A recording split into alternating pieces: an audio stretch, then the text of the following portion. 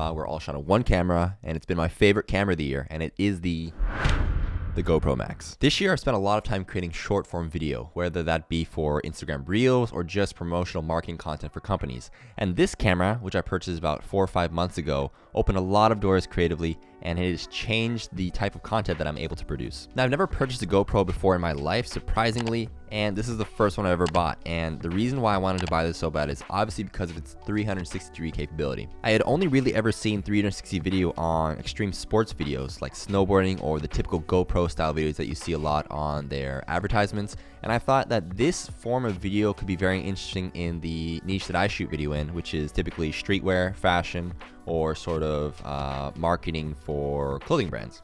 And yeah, I wanted to make a quick video on why I thought this is the best camera I purchased this year, why it's created so many different styles that I've been able to have fun with, and why I think that you should purchase it if you have a little extra money to spare. Today, I really wanted to go over what sort of work that you can create with this camera specifically and how I incorporate it into my work. If you want to see a more tech-specific review, maybe go check out another video. This probably won't help you that much. This is just how I thought I could integrate it within my work and what I think is the best use for this camera in terms of marketing. I purchased this camera for about $400, slightly used on a Japanese marketplace. I got it from a place locally here in Tokyo, but I think on Amazon right now they go for around $500 if you can get them on a deal for maybe 10-20% off. You could probably get them for around $450 USD. What drew me to this camera was obviously number one, it has two 180-degree lenses, which allows for stitching seamlessly to create a 360-degree video that you can then edit and incorporate into your videos. But obviously it has a thing called hyper smooth stabilization, which is a really good in-camera stabilization method. Essentially, I can walk with this, do various motions, and it'll still come out super smooth, which is really important, and it really helps for sort of running gun productions. Additionally, I haven't tested this out, but it's also waterproof. I've had it in the rain. It holds up, it seems fine, and it also has a great touchscreen. Hold up, telling me to insert the SD card. The touchscreen on the GoPro Max is really easy to use. It's not too difficult, not too overcomplicated. Essentially, all the things that I've used basically are only the 360-degree video and also regular GoPro video functions. I think it's kind of similar to the GoPro 10, where you can just use the regular sort of slightly spherical sort of fisheye video that's typically known for GoPros. One thing to touch on before I get into the video quality and how I incorporate it in my work is that the battery life on GoPro's website says it runs for about 85 minutes of continuous 360-degree video shooting. I've shot this, I've used it numerous times on full, probably 3-4 hour video shoots. What I do is I just turn it on and record when I need to record and turn it off when I don't. And it's held up very well. I've never had an issue where I run out of battery during a video shoot. It's pretty good battery wise. I use a 128 gigabyte micro SD card, which has an adapter when I plug it into my laptop. And it's 128 gigabytes is probably about the right amount for just regular average use. So that's what I use this for. On top of that, I purchased the official GoPro pod, which is sort of like a monopod, but also it's a tripod, which pops out and you can sort of set it up anywhere. It's really handy. I think I got it for about 40 bucks. And the reason I got this pod, I'm sure you can get other pods, but when you attach it to your GoPro Max, it'll actually stitch out the handle. So it looks like it's floating. You can tell obviously the person's holding something, but I'll show you in a couple of example videos. It'll sort of mask out or stitch out the actual tripod, and it'll look pretty seamless. It'll look like the camera's floating, which is a very cool technique, and it's really cool to incorporate into your videos. This is what the 360 video looks like on the GoPro pod and just sitting on top of my desk. You can see the entire surrounding room. I'm currently in the living room right now shooting this, and it's pretty seamless. You can also tell that you can't see the pod underneath it. It probably looks like just my hand is floating, and then I can obviously bring this up, bring it down, and you can move it around. It's really smooth, seamless.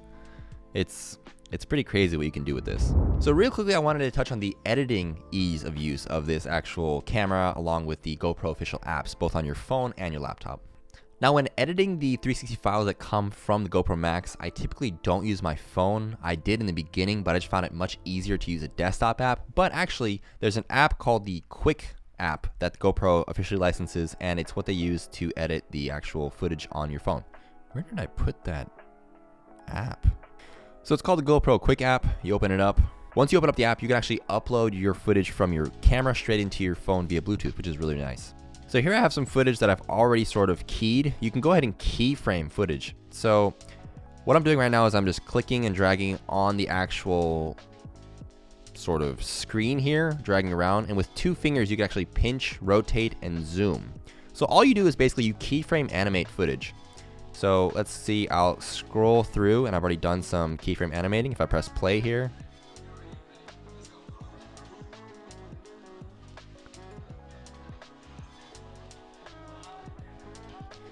so as you scrub through here, you can choose points that you want to keyframe animate to and essentially move around the 360 sphere.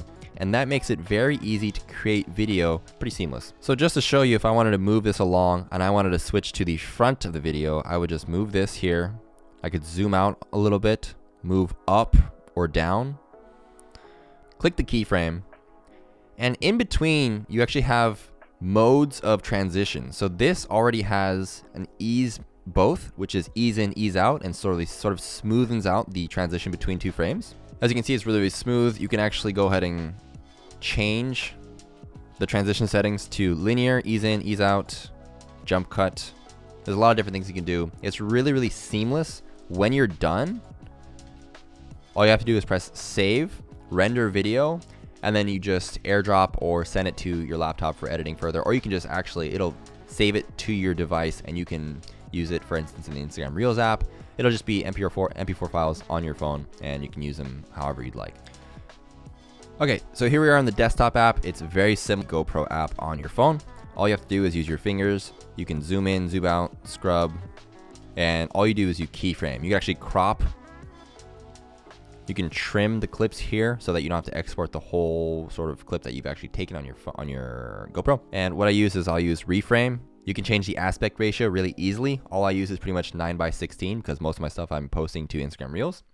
And all you have to do is keyframe. So I'll start the frame here. I'll scroll a little bit.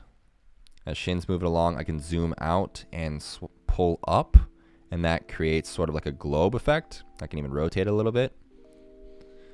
I'll click here, make a keyframe, and now when I play it back, you can see it's very smooth. Again, this probably has the ease on both. You see, it already has the ease automatically applied to ease both. You can apply it all. You can even add motion blur if you want to. You can zoom in quite a bit and it'll still come out relatively sharp.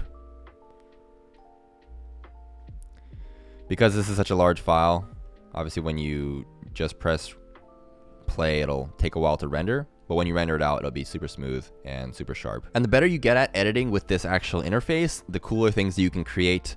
I play around a lot with not just the in-app editing, but also Shin's very good at sort of pulling up the camera, rotating it around people, moving it in and out using the pod. The pod is very, very useful, and I highly recommend if you buy this, you get the tripod with it. It really makes everything super easy. So when you're done, all you have to do is press export.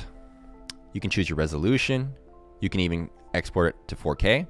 It's upscaled, so it's not quite 4K, but it's close enough. And then, but typically what I do just for Instagram Reels is keep it 1080p, HEVC, and then I just export, and that's it. So all in all, this camera is a really, really fun device to use, and you can create a lot of cool stuff with it. The interface to edit the actual footage is very easy. It's very intuitive. I'll create sort of a full in-depth review / tutorial after this video at some point soon, just to show you guys exactly how to do certain effects that I've done in my videos previously, but just stay tuned for that one. But yeah, anyways, if you have any interest in 360-degree videos, or you want to incorporate new styles into the videos that you create for social media, for yourself, creatively, whatever you have, then I cannot highly recommend this camera enough. My only qualm about this camera itself is that the lenses, they stick out so much that when you lay it down on surfaces, it's really easy to scratch the lens. So I purchased, they come with these actually in the box, but I lost mine, so I purchased a couple extra sort of pods or lens caps, I guess, to put on the actual lenses when I'm not shooting. That way you don't scratch your lenses, you keep it for longer, you don't waste your money. It's a great tool. So yeah, as always, I really appreciate you watching the video. If you have any comments or questions, please leave them down below. And if you have any videos that you created with the GoPro Max, go ahead and tag me on Instagram. It's @GakuYen. I'll leave that below in the description as well. Stay tuned for more videos, and please like, subscribe, all that jazz. I'll see you guys in the next one.